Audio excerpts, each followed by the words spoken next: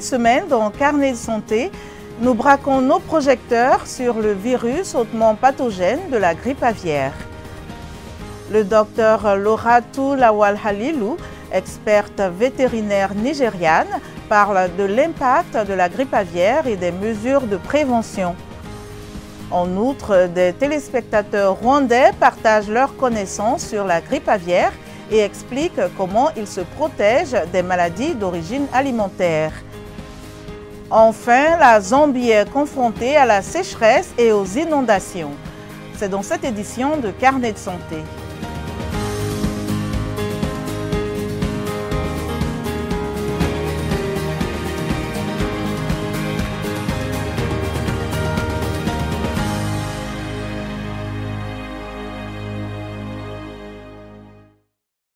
Bonjour, Linor Moudou en votre compagnie. Merci de nous rejoindre pour une nouvelle édition de Carnet de santé. Une variante sévère de la souche H5N1 se propage dans le monde depuis 2020, entraînant des flambées chez les volailles commerciales et des infections sporadiques chez d'autres espèces. Également appelé grippe aviaire, ce virus hautement pathogène se contracte le plus souvent par contact avec des animaux infectés et peut également se transmettre d'une personne à l'autre. Certains pays africains, dont le Gabon, le Mozambique et le Burkina Faso, ont signalé des épidémies de grippe aviaire ces dernières années. Des données révèlent que l'Afrique du Sud a perdu environ un tiers de son cheptel national en 2023 lors de la pire épidémie de grippe aviaire qu'elle ait connue. Le Colorado a signalé au moins 4 cas confirmés d'infection par le virus H5N1 chez des ouvriers de l'industrie avicole, selon les CDC américains. Un homme infecté par le virus H5N2 de la grippe aviaire est décédé au Mexique en avril de cette année. Selon l'OMS, il s'agissait du premier cas humain confirmé d'infection par le virus de la grippe aviaire dans le monde. Pour savoir davantage, suivons ce récit de Gininiwa. L'Organisation mondiale de la santé a annoncé mercredi que le premier cas humain d'infection par le virus H5N2 de la grippe aviaire, confirmé en laboratoire, avait été signalé au Mexique. L'homme a été transporté à l'hôpital à Mexico et est décédé plus tard dans la journée. Le patient est décédé après 3 semaines de complications générales. Il est resté alité pendant 3 semaines, puis s'est rendu à l'hôpital en raison de complications respiratoires et est décédé à l'hôpital ce jour-là, qui était, je pense, le 24 avril. Son corps a ensuite été soumis à des tests de routine pour la grippe et d'autres virus et le H5N2 a été détecté. 17 contacts du cas à l'hôpital ont été identifiés. Tous ont été contrôlés négatifs pour la grippe. Sur le lieu de résidence de l'homme, 12 contacts au cours des semaines précédentes ont été identifiés. Ils ont tous été contrôlés négatifs. L'enquête se poursuit. La sérologie est en cours. Cela signifie que l'on effectue des tests sanguins sur les contacts pour voir s'il n'y a pas eu d'infection antérieure. À ce stade, nous ne connaissons pas les causes de la mort, qui est multifactorielle. C'est comme ça que ça se passe dans les dossiers, pour ainsi dire, dans un tel cas.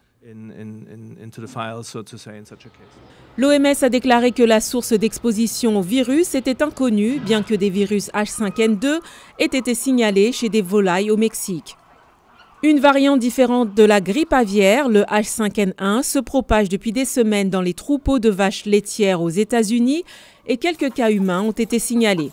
Toutefois, les autorités affirment qu'il ne s'agit pas d'infection interhumaine, la maladie passant plutôt du bétail à l'homme. Sur la base des informations disponibles, l'Agence sanitaire des Nations Unies estime que le risque que représente actuellement le virus pour la population générale est faible. Dr Loratou Lawal Halilou est médecin vétérinaire au ministère de l'Élevage et de la Santé animale à Zamfara, au Nigeria. Elle nous parle de la grippe aviaire et des mesures pour y faire face. La grippe aviaire est une infection de la volaille causée par le virus de la grippe aviaire de type A. Cette infection est normalement véhiculée par les oiseaux migrateurs et sert de refuge naturel pour cette infection. La grippe aviaire peut être divisée en 2 types de pathogènes. Il y a la souche peu pathogène et le virus hautement pathogène de la grippe aviaire. Ce dernier est de type zoonotique, ce qui signifie qu'il ne peut être transmis à l'homme. Récemment, disons depuis janvier 2023, plus de 299 foyers ont été signalés dans des fermes des 28 États ou autour de la capitale fédérale. Nous pouvons donc dire que le Nigeria est exposé au risque d'infection par la grippe aviaire et que ce risque est dû au fait que le Nigeria est une voie de passage pour les oiseaux migrateurs.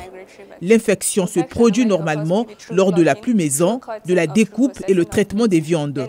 Une manipulation inadéquate des viandes à la maison pour la consommation peut également conduire à la transmission de cette infection. Mais s'il s'agit d'une viande mal cuite, même sans la consommer, être en contact avec le sang présente des risques. Il y a également les matières fécales présentes dans l'environnement ou les déchets de volaille qui ne sont pas nettoyés correctement. Les symptômes varient chez les humains. Il peut y avoir de la fièvre, de la toux, des éternuements. Il peut s'agir d'infections respiratoires légères.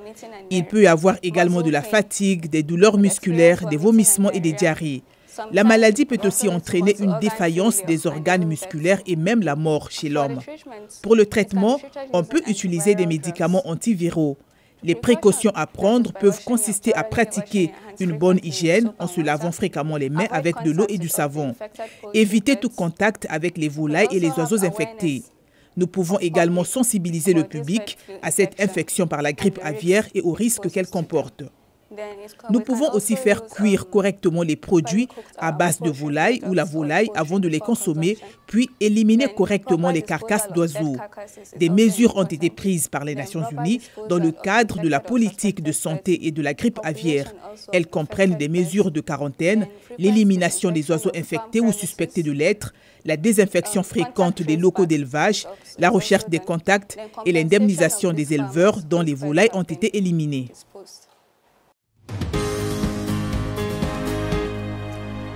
Que savez-vous de la grippe aviaire et comment vous assurer que la volaille et la viande que vous consommez sont propres à la consommation?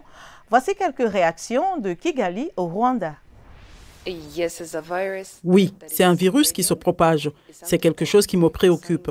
Je crains qu'il n'atteigne notre pays, mais je suis certaine que le gouvernement a mis en place des mesures au cas où il se déclarerait au Rwanda. Si cette maladie, qui est une maladie virale pouvant se propager facilement, est signalée dans un pays du continent africain, elle pourrait finir par contaminer les élevages de volailles dans un autre pays. Je ne dispose pas d'un outil de référence fiable pour m'assurer de la qualité de la viande que je consomme, par exemple. Je préfère donc que la qualité de la viande soit contrôlée par les autorités de réglementation de la filière viande, par exemple, ou par les organismes de protection des consommateurs dans le pays en question. Nous savons que ces virus peuvent entraîner la mort de certaines personnes. C'est pourquoi je suis inquiet, parce que si je suis infecté ou si je suis touché par ce type de virus, cela peut entraîner des difficultés, des défis et des conséquences pour ma vie. C'est une préoccupation pour nous parce que nous consommons habituellement de la viande, en particulier celle des poulets et d'autres volailles. Mais parfois, nous ne voyons pas de documents montrant que ce type de viande est sans danger. Nous ne voyons pas ce qui garantit la qualité de la nourriture que nous consommons. Depuis le jour où j'ai entendu parler de cette grippe, j'ai commencé à penser que la consommation de ce type de viande pouvait poser un problème. C'est pourquoi je confirme que c'est un sujet de préoccupation pour moi. Saviez-vous que la salmonelle est l'une des 4 principales causes de maladies diarrhéiques dans le monde? Selon l'OMS, chaque année, près d'une personne sur 10 tombe malade à cause d'une maladie d'origine alimentaire. Les maladies diarrhéiques sont les maladies les plus courantes résultant d'une alimentation insalubre, affectant 550 millions de personnes, dont 220 millions d'enfants de moins de 5 ans. La salmonelle est une bactérie qui provoque une maladie d'origine alimentaire appelée salmonellose. Les symptômes comprennent la diarrhée, la fièvre et les crampes abdominales. La salmonellose est souvent liée à la contamination de la volaille, des œufs, de la viande de bœuf et parfois des fruits et légumes. La plupart des cas de salmonellose disparaissent sans traitement médical, mais les cas graves peuvent nécessiter des antibiotiques. Les jeunes enfants, les personnes âgées et celles dont le système immunitaire est affaibli courent un plus grand risque de complications graves. Pour réduire le risque d'infection par les salmonelles, il faut toujours manipuler les aliments avec précaution. La cuisson des aliments à la température appropriée et une bonne hygiène peuvent prévenir l'infection. La Zambie se trouve en première ligne de l'urgence climatique, subissant de fréquentes sécheresses, inondations et vagues de chaleur. Environ 9,8 millions de personnes, dont 84 des 166 districts de la Zambie, sont touchées. Et 6,6 millions de personnes dans le pays ont besoin d'une aide humanitaire immédiate.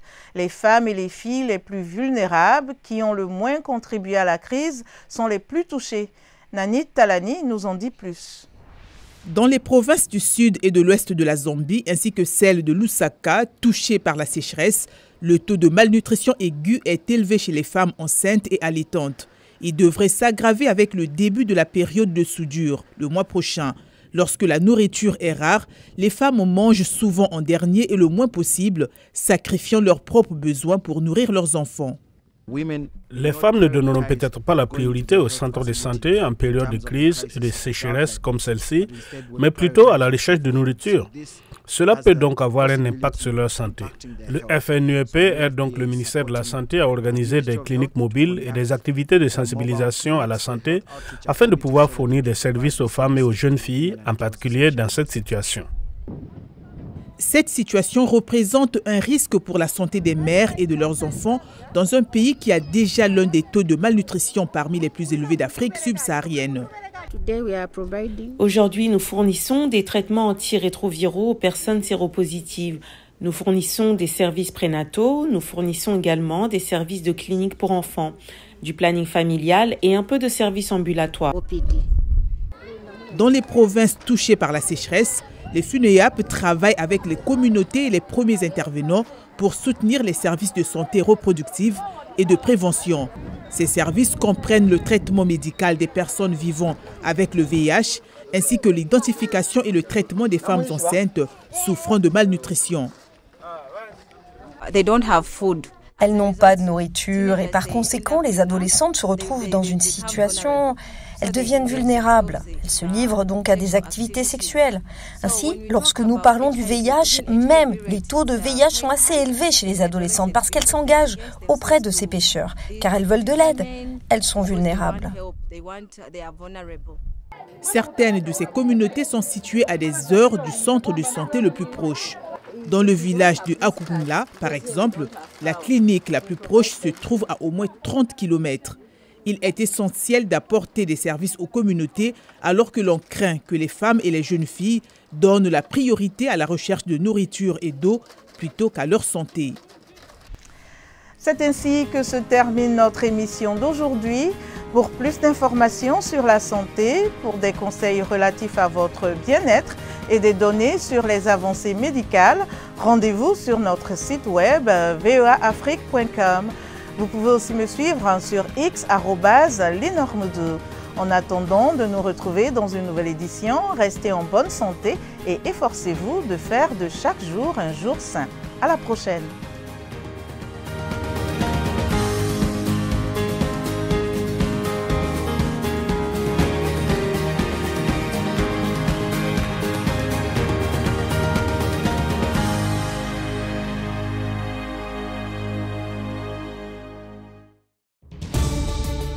Washington Forum, le rendez-vous hebdomadaire de VOA Afrique à ne pas manquer. Chaque semaine, nous sommes ensemble pour 30 minutes pour décortiquer les grands sujets qui font l'actualité. Avec nos analystes et nos reporters, nous allons au fond des choses. Politique, économie, société, culture. Nous posons le débat et nos analystes sont là pour apporter l'éclairage. Washington Forum, c'est aussi vous, le public. Vous pouvez participer en réagissant au thème de la semaine sur nos réseaux sociaux. La rédaction de VOA Afrique vous donne rendez-vous sur ses chaînes partenaires, son site voaafrique.com et sur ses plateformes numériques pour prendre part à ce forum réalisé dans nos studios à Washington. À très bientôt dans Washington Forum.